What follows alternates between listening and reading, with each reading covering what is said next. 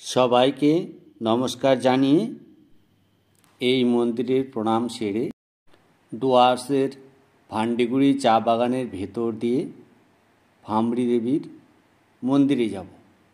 দেখতে থাকুন, সঙ্গে থাকুন।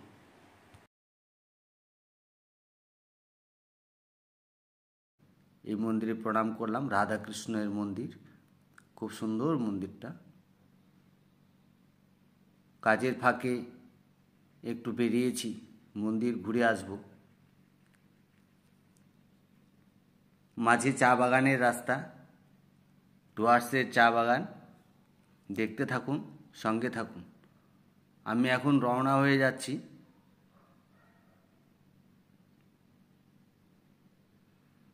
এই ডুয়ার্সের চা বাগানের ভেতর দিয়ে আমি চলেছি।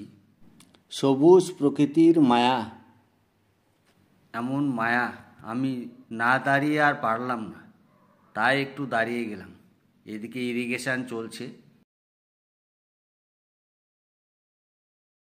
সবুজের মাঝে আছে এক সুন্দরী গ্রাম, ভান্ডিগুড়ি হয় তার নাম।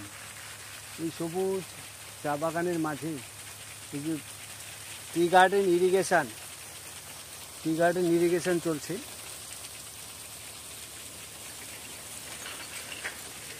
দেখতে থাকুন।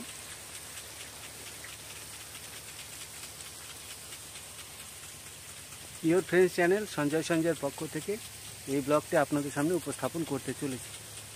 দেখতে থাকুন, সঙ্গে থাকুন। দুইটি নদী, চা বাগান আর ফ্যাক্টরি নিয়ে যে সুন্দরী গ্রাম, ভান্ডিগুড়ি হয় তার নাম।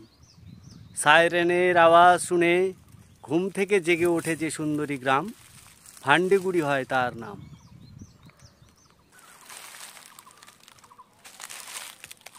বৈকুণ্ঠপুর ফরেস্টেতে আছে এক মন্দির, নাম তার ভামরি দেবী মন্দির।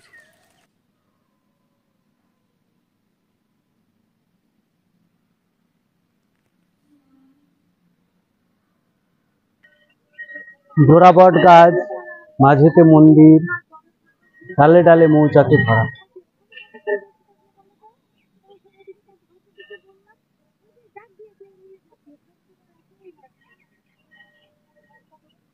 নিত্য পুজো করেন সেথা লাল সাধু নামেতে পুরোহিত একজন। এই লাল সাধু, উনি বর্তমানে অসুস্থ।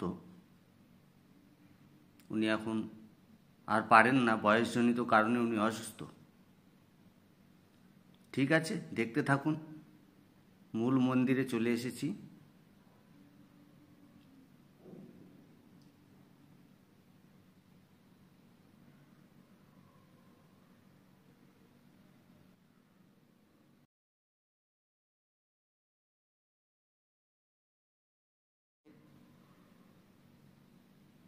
এই মন্দিরটা দেখবার জন্যই আমি এসেছি।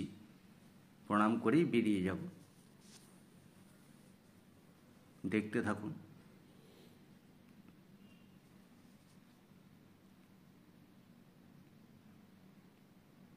ভিডিওটি ভালো লাগলে লাইক করবেন, কমেন্টস করবেন, শেয়ার করবেন, শেষ পর্যন্ত দেখবেন। ভিডিওটি শেষ পর্যন্ত দেখবেন, এটুকু আশা করতেই পারি।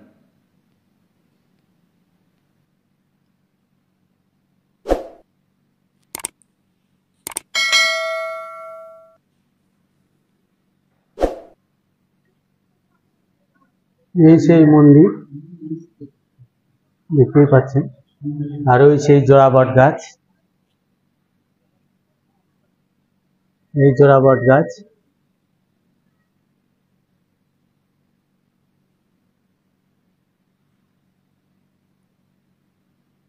এই খালটাও নতুন কাটা হয়েছে, বাচ্চারা লাফ দিয়ে স্নান করছে।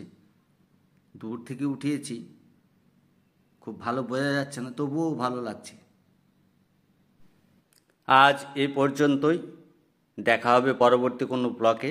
ভালো থাকবেন সবাই, নমস্কার।